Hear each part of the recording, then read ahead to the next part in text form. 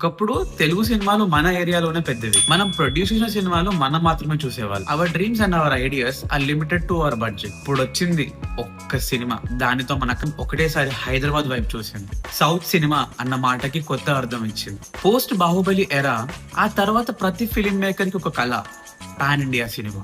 కానీ నిజంగా మారింది ఏమిటంటే మన నమ్మకం. మనం కూడా in their own voices, and that's how one man's dream కాకుండా ఒక సింబల్స్ అయ్యారు, ఒక కల్చరల్ మూమెంట్స్ అయ్యారు.